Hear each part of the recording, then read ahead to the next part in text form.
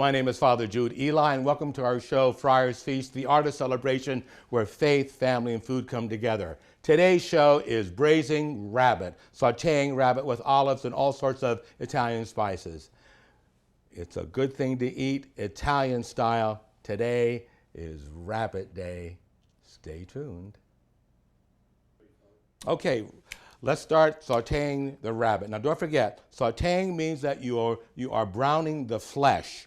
And then braising means that you add a little bit of liquid, wine, broth, or water, and you bake it for about 2 or 3 hours. Today, we are doing rabbit, and this is domesticated rabbit. Now, this rabbit has been marinated with allspice, balsamic vinegar, olive oil, garlic, salt, bitters, nutmeg, and Italian seasoning. Now, this has been marinating for about 24 hours. Now, first, I've gotten my pan up to temp. We're going to add a little bit of olive oil. And notice it's starting to shimmer. That's exactly what you want when you want to saute. Now let's just put these rabbit pieces down. That's the sizzle. That means it's ready to brown. So right now we're just going to brown and the rabbit. By the way, this is domesticated rabbit. In our next segment, I'm using wild rabbit. So a lot of people think, well, rabbit is rather gamey. Well, it really isn't, if you know how to cook it. This is, like I say, domesticated rabbit. And I might add, for a meat, it's very lean. There's virtually no fat. And we're just going to now put these all in and then lightly saute till it's brown. There we go.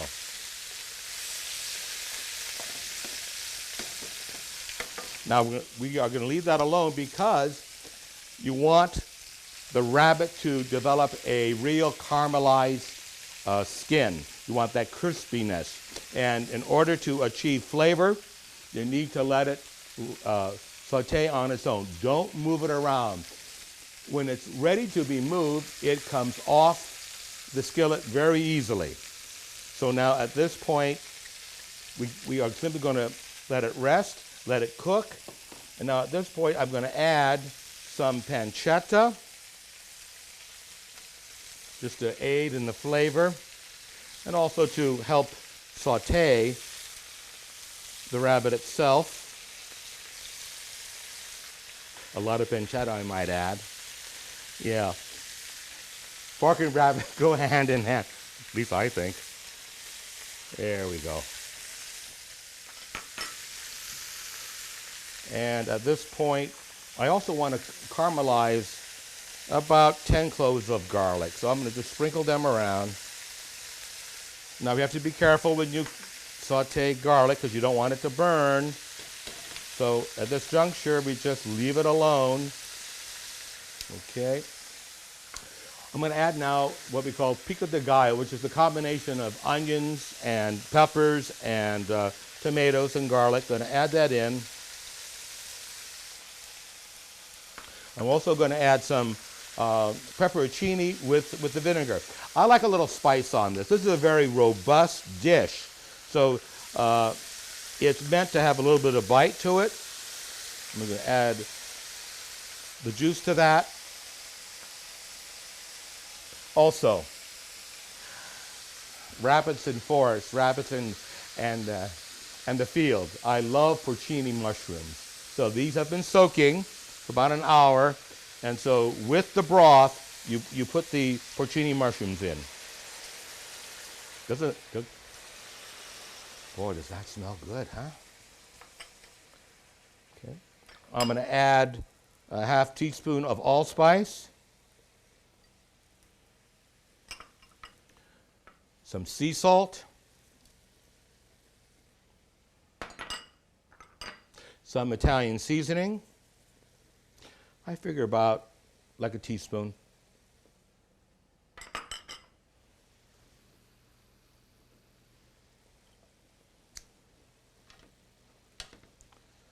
Yep, it's starting to brown beautifully. Oh yeah. I don't want to move it yet. There we go.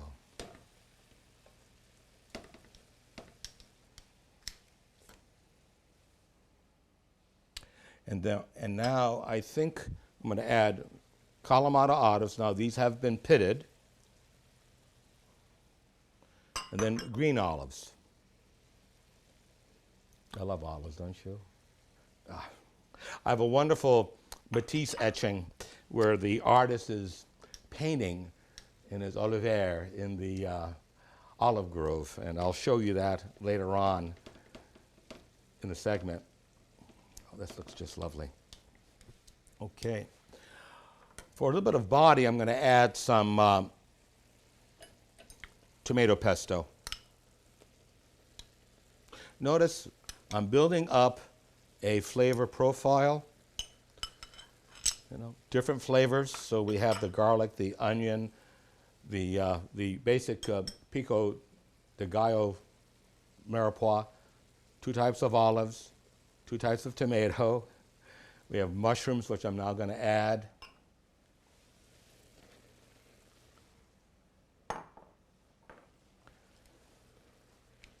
Let's see, let's get those all in. Now I can tell by the bottom, yes, these are browned beautifully, in fact. Look at that, yep. See on this side, beautiful. Okay. Now this juncture, I'm going to add broth, chicken broth. I'd say about 1.5 cups.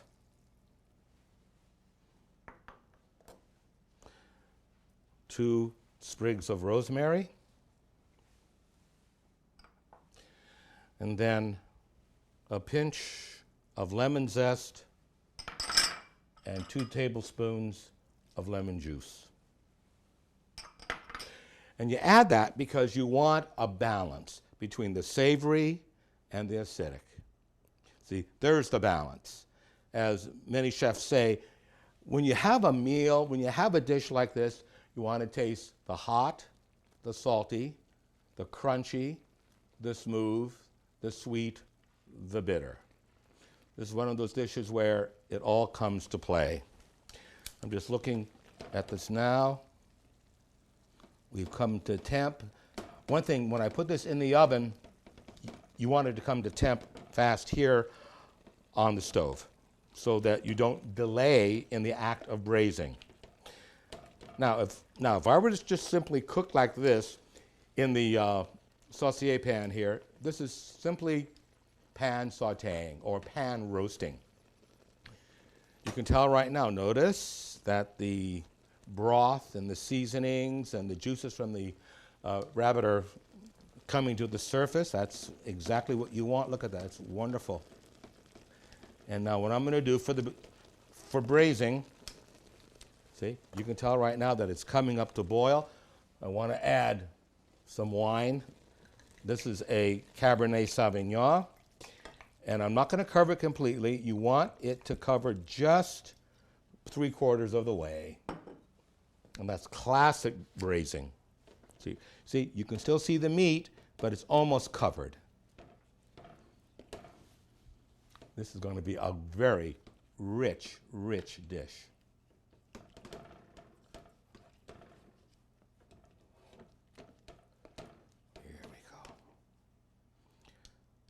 So I'm going to bring that up to temp, and then what we'll do is that once it comes up to temp, once it starts boiling, we'll put the lid on and we'll put it in the oven. And I think we're up to temp right now. So let's put the lid on. Let's open the oven. And this is a convection oven. And the temperature right now is about 375 degrees. Always preheat your oven. You don't want any delay in the heating process of your dish. So let's put this in.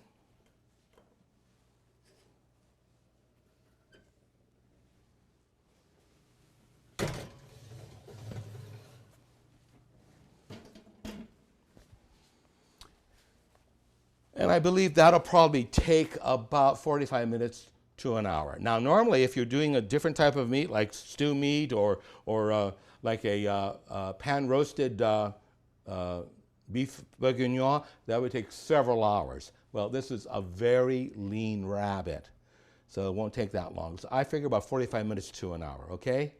Stay tuned. We'll be right back. Food is like fine art. This is an original hand-executed gouache pochoir over lithography signed on the stone by the artist. Extremely rare. From the first edition published by the Editions Albert Morant in Paris in 1994. This is one of these rare color prints in Matisse's collection. It's the olive tree. Olive tree represents Israel. And so as we look at this, we are very thankful for the fruit of the earth. Okay, now for our second segment. Unlike the first one where we were braising with a lot of rich and robust flavors, the second one I've decided it's subtle and it's very natural, very tasty, but not as robust. Also, for the first segment, we use domesticated rabbit. Well, not for this segment. This is Peter Cottontail. This is wild rabbit. And I'd like to thank Ron Finucchi and his sons who basically shot it for me. And they are hunters. Now, I'm using thighs, so I'm putting the thighs in first because they have the bone, the drumstick, and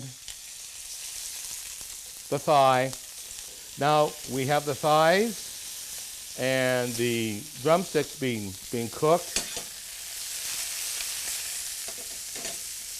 And on this pan, I'm going to saute the tenderloins because they don't take long, and the forelegs. I'm doing this very quickly.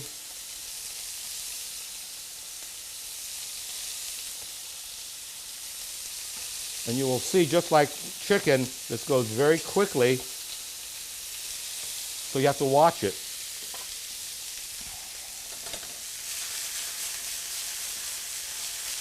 Oh, that's great. Okay. At this point, let's add our onion. About a half chopped onion. Well, you know, when an onion hits, oh, it's great. Look at that. Ready to turn over. Beautiful. How are we doing here, gang? Almost. Yep.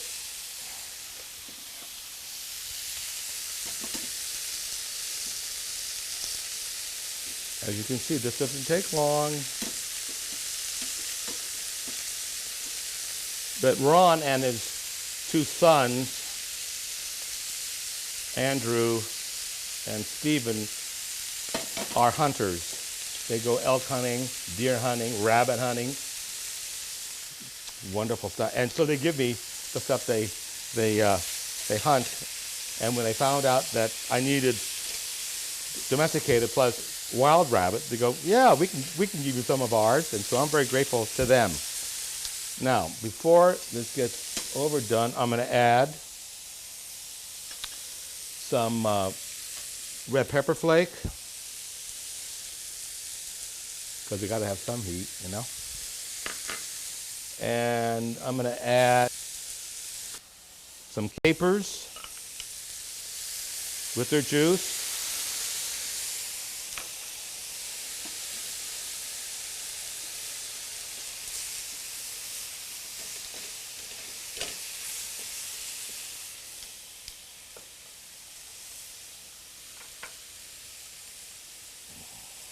Okay. And tangerine juice. Now I marinated this rabbit in a combination of tangerine juice, olive oil, and a little nutmeg. Oh, and I might add a little fennel seed. And there's a reason for that. See, fennel and orange go hand in hand. And lest we forget, let's get our olives in there. This time just one olive, one type of olive, green olives. The other one, has different types of olives. Now you see that there? That's the fons, and that is flavor. Look at that. Oh boy, does that look good? Oh yeah. Okay. And for taste, a little bit of honey. Also, this will serve to caramelize the product.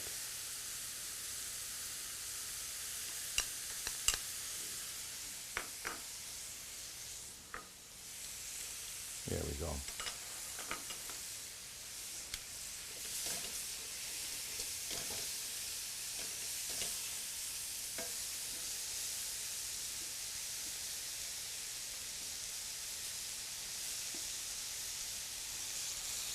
Oh, that's coming up. Oh, that's wonderful.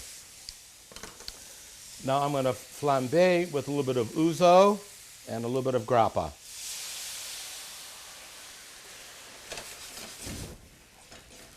There we go. I love ouzo. Can you tell? Love it.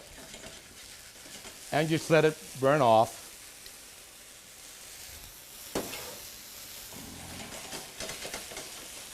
That gives that lovely licorice flavor. There we go.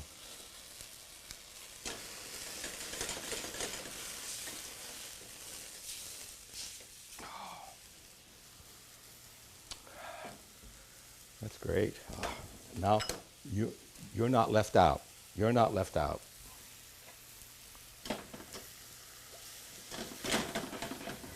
There you go.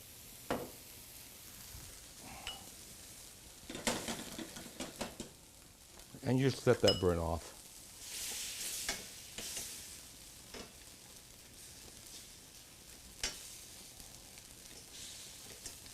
Boy, that smells nice.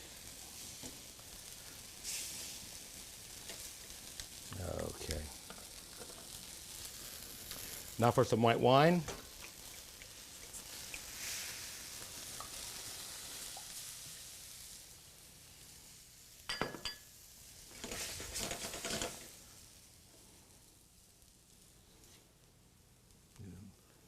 Make sure these are nice and high.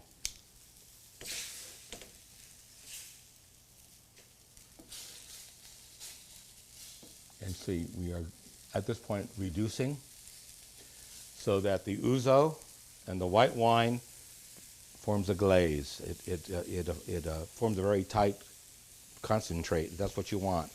And that just takes a little bit of time. So let's let that cook and we'll be right back. Stay tuned.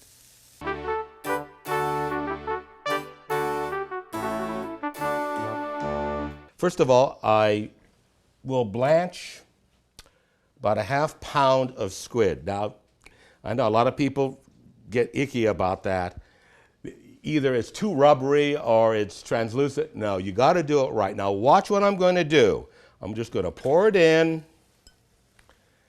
and watch what happens. Watch what happens.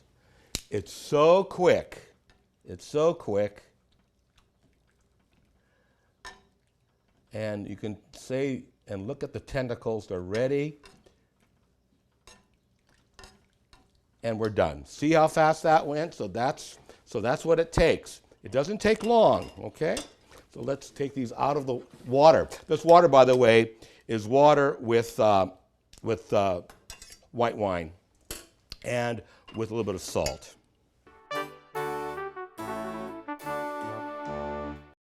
Hello, my name is Father Jude Eli, and welcome to our program, Friars Feast, the art of celebration, where faith, family, and food come together.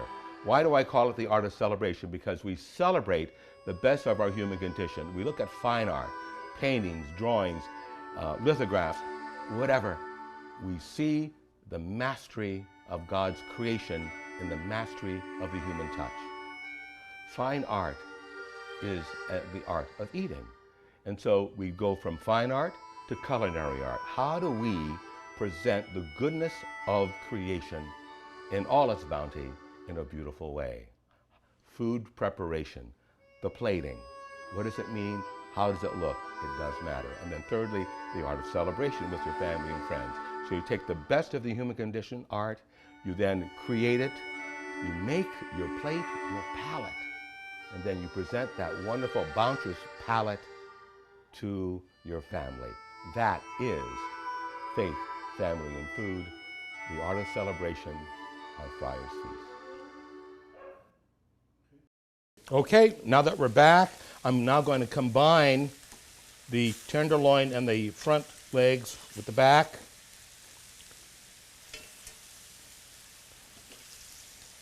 Because we're just about ready to plate. I just want to make sure. I'm simply going to combine.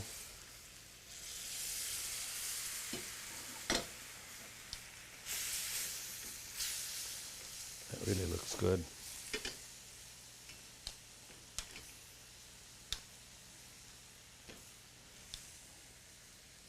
See, that's color. That brown there, that's flavor. See, all that's flavor. I wanted to reduce a little bit more.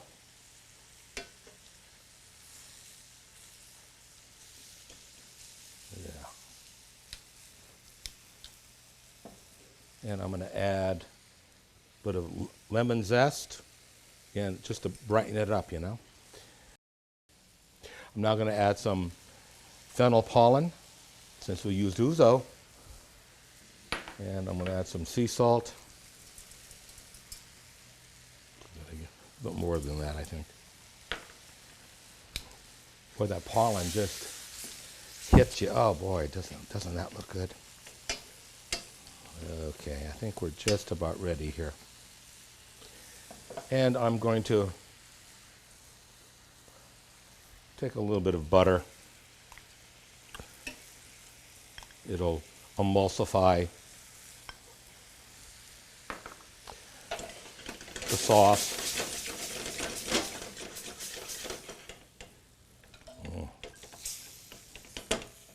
Look at that. Oh, my heavens.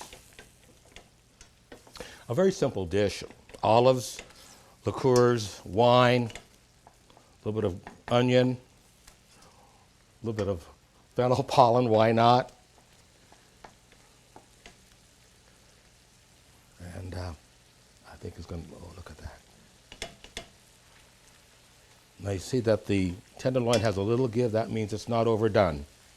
It has a little give. That's what you want. And I believe we are ready to plate. I'm going to, now as in all things, you taste for seasoning.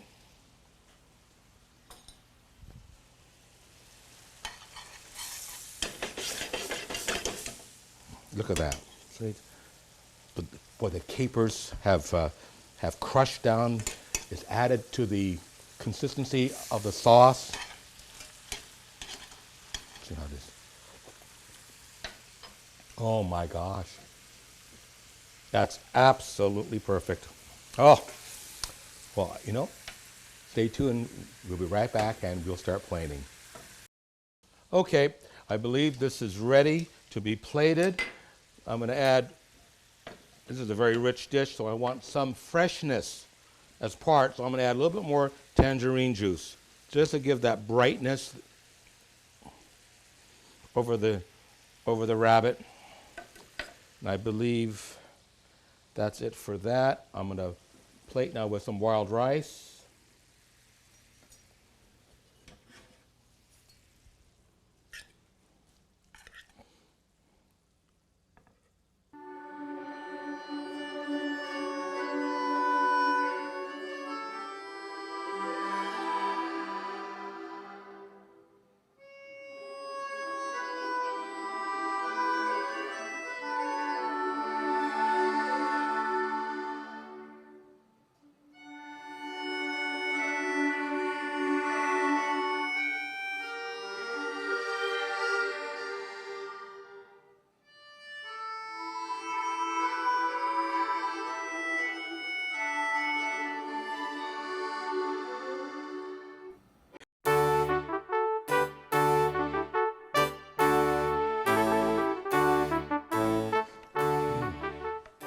You know, there's a priest friend of mine named Father Anthony Padolano, and when we were stationed together back in the 70s, he taught me a very quick sauce. He said, it's a 1-hour sauce. Just put in your tomatoes and onions and a few seasonings, let it cook for 1 hour, it's done. I said, well, that's a very interesting sauce. I never had that before, because I grew up with these long, involved, long cooking, simmering sauces like a good bolognese, which might take 4, 5, or 6 hours, depending on how you cook it. This, since the pan is flat and large rather than up, rather than being vertical, it's horizontal. That means cooking space. It's fast.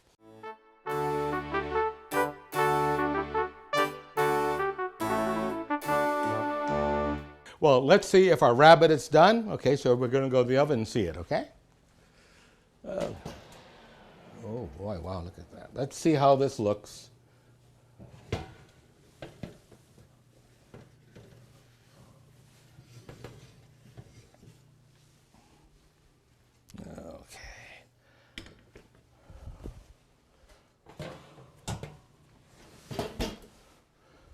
We're almost going to unveil the masterpiece. Okay, let's take a look at this. I don't know how it looks either. So let's see. Lord, did you treat me right? I think you did. You did. Rabbit looks. Oh my gosh. Isn't that absolutely gorgeous? Oh, can't wait to taste this. So we're going to serve it with some polenta that has been studded with sultanas or raisins. Typical northern fare, you know, northern fare. So here we are. Yeah.